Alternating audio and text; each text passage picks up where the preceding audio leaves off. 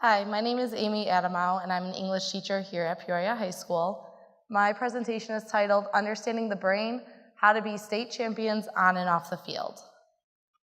So for years, Peoria High School has had a losing football program that wasn't taken very seriously. Once head coach Tim Thornton took over, all of that was about to change. He was ready to put in the hard work that was necessary for this change to occur. He started by building relationships with the boys, and he also found a staff that was willing to assist him in this change. There was a lot that had to be done. The culture needed to be changed. The players had to buy in, and the players needed to learn how to be leaders on and off the field. As the culture slowly started to change, the program not only saw more wins, they also saw a dramatic change in the players. They were committed, they were determined, they had heart. They worked harder than anybody else. Because of this, the program started seeing runs in the state tournament. 2 years ago, they finished Final Four. Last year, they finished Elite Eight. This year was something special, though. The head coach implemented the philosophy above the line. This philosophy promotes leadership, accountability, and responsibility. The boys bought in, and everyone watched the players who had talent not only have talent on the field, but also off the field as well. 17 weeks later, they brought home the IHSA state championship. This program had transformed from a joke into a success. Wouldn't it be great if our schools and classrooms could be that successful as well? Well, here's the thing, they can. But how can we change the outcome of a football game or of student learning? The answer is simple. We change the response. Change the response, change the outcome. The first thing that is crucial to understand is how the brain works. Have you guys ever known someone who always complained about something or always had something negative to say? Anytime you would ask them, how are you doing? They would say, oh, it's Monday or 4 more days till Friday. Neuroscience has actually found that this is a real thing. Our brains are biased to be negative. This is because back in the day, our ancestors had a lot of threats and dangers that they had to face. So their brains would always be working in terms of how can I keep myself safe? Therefore, our brains have evolved into expecting the bad and overreacting to it in order for us to stay safe. Think of it this way. Our brains are Velcro for the bad and Teflon for the good. The bad sticks in your memories and has damaging influence, while the good always slips away. If you think about it in the classroom, maybe a student completed an assignment and they asked you for your opinion. For the most part, you thought it was great. Maybe you thought that they should tweak a little bit at the end of their paper. The only thing that they can think about is that one bad thing that you said about their project. So how do we change the outcome? We change the response. This is exactly what the football boys did. Instead of focusing on the one missed pass that they had, they started focusing on the 10 good plays that led them to the touchdown. They changed the response in order to change the outcome. So how do we as educators change the response? We teach the students about their brain.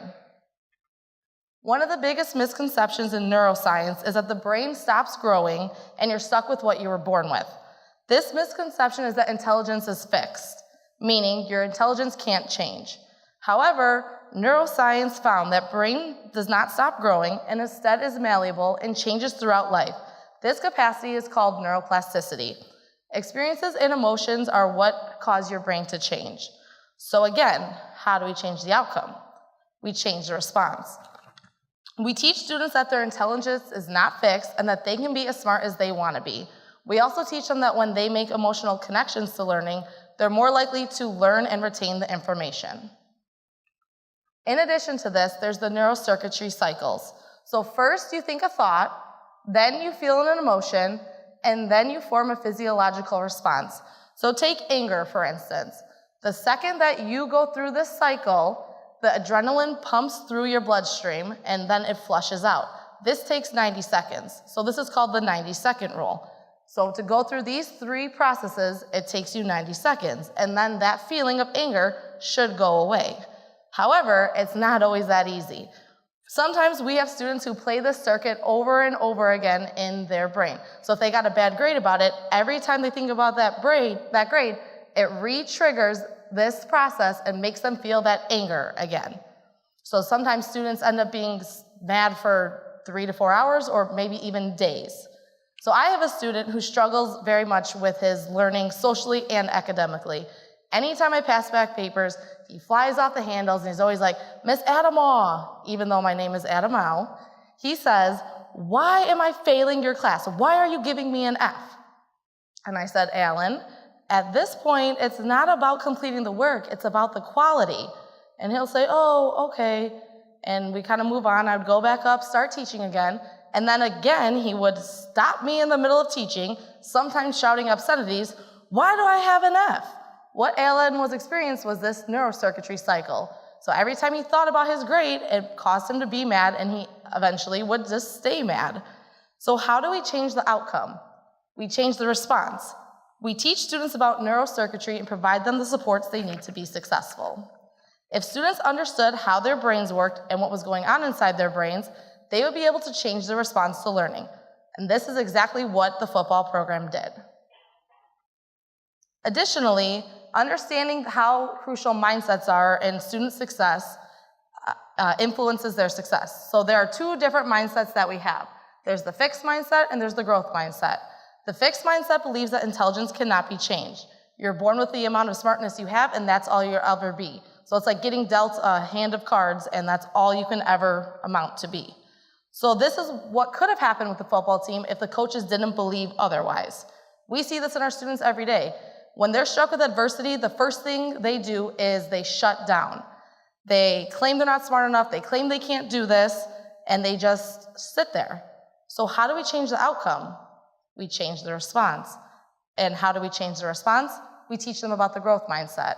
So on the other hand, the growth mindset believes that your intelligence and your ability is not set in stone and it's not permanent. You can be as smart as you want to be as long as you put in the effort and you believe in yourself.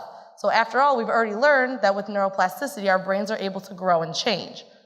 But the thing is, in education, we kind of suppress this growth mindset. We track students, we level them, we put them in classes based on their abilities, we give them tests, and we say this is the end-all, be-all, this is as smart as you'll ever be. So as educators, if we want to change the outcome of student learning, we ultimately have to change our response. We need to teach our students that they can and they will have the ability to succeed. One of the biggest aspects of the growth mindset is believing in yourself. We watched the football program undergo a complete change simply because the boys and the coaches believed that they could. They understood how to positively talk to themselves. When our students believe in themselves, anything can be possible. Urban Meyer, the head football coach at Ohio State University, developed this philosophy called above the line. It centered around the ideas of leadership, accountability, and ownership. It emphasized how to be above the line when the going gets tough instead of succumbing to the pressure. This is the philosophy that our football program this year implemented, which helped them win a state championship. So many of the lessons that are found in his philosophy can also be applied to the classroom.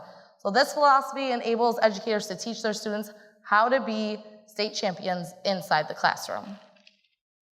The above-the-line training has helped me grow as a person because I handle things 6 seconds at a time instead of taking all my grades.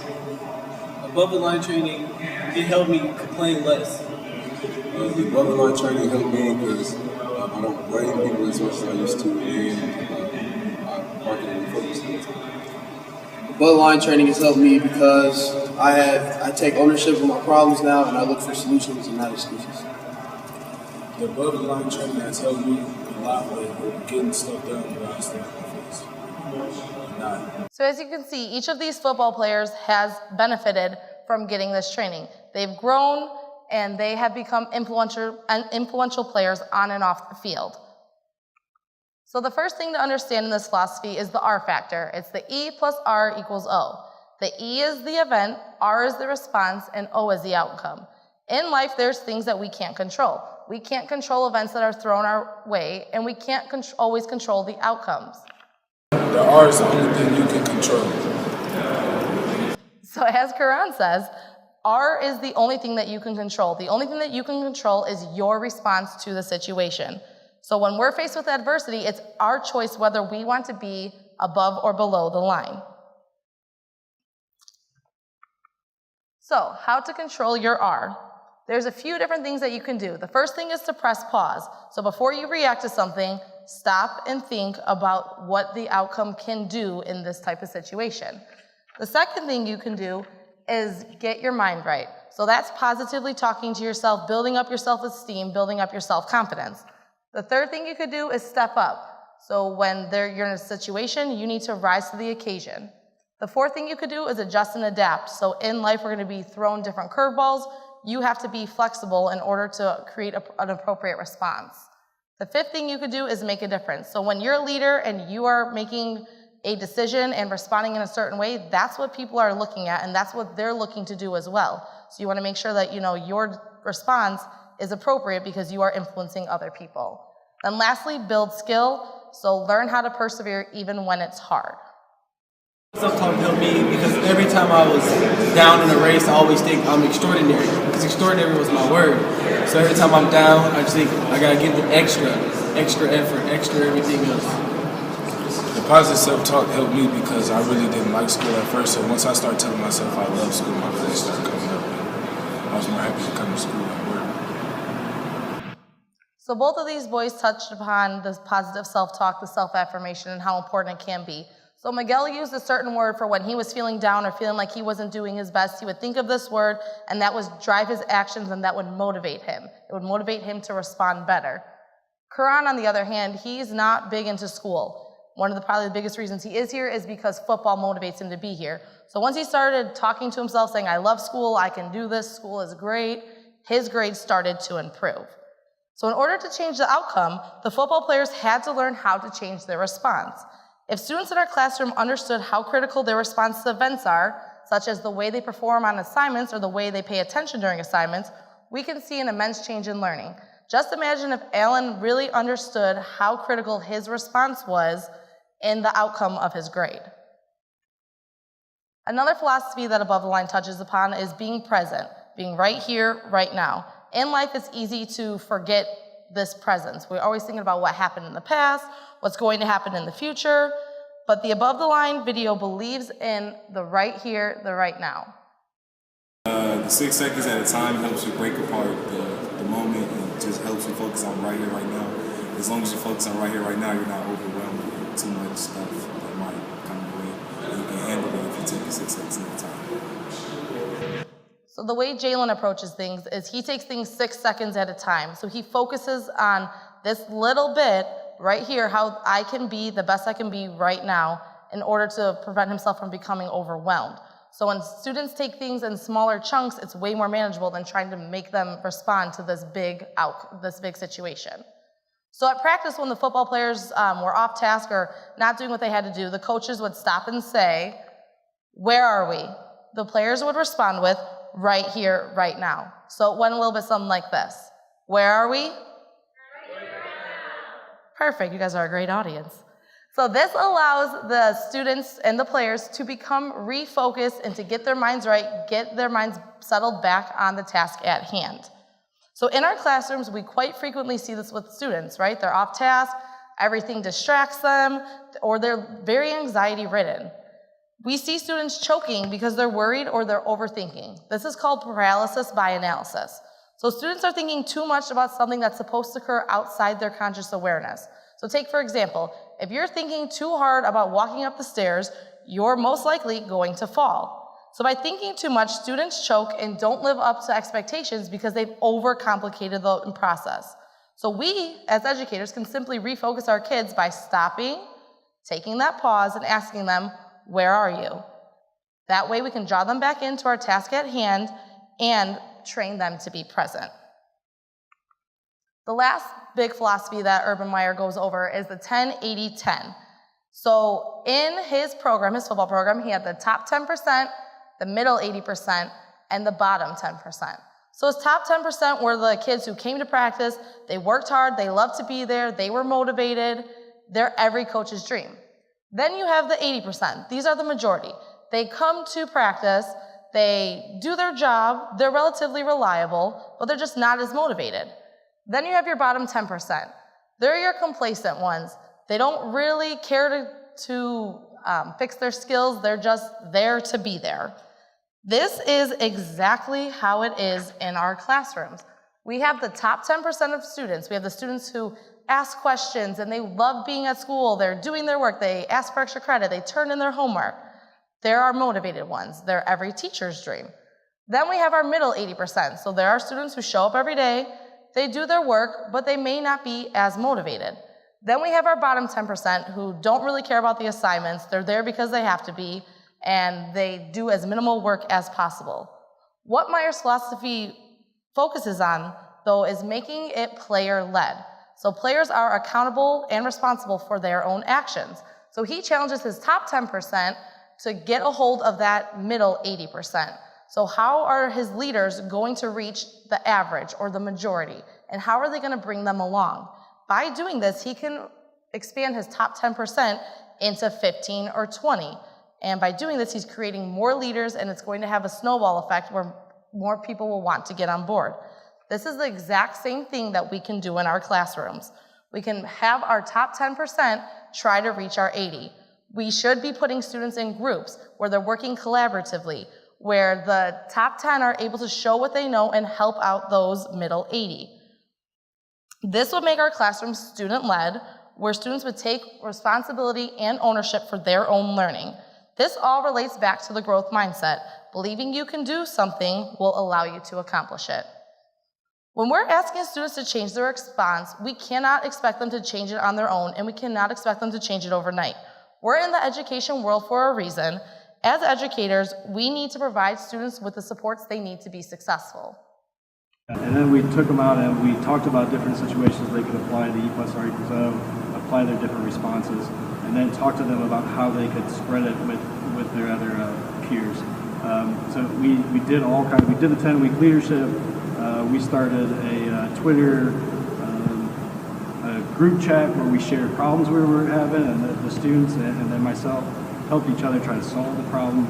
That we talked about different things that we were going to try to do, and different other leaders that we were going to try to pull out of the 80%, and then who to go after. So we targeted kids that we thought needed it, and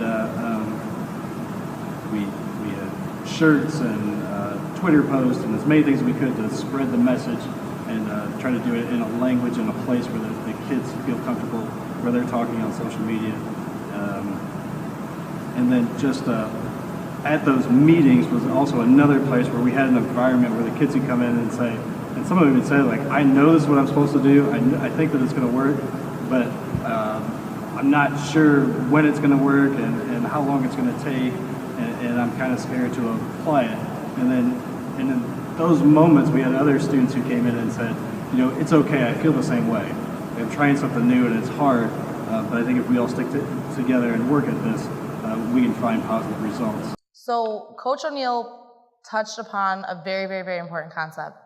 If you're going to expect students to change, you have to provide them with the support. They didn't implement this philosophy and just walk away and leave it on the boys to do it.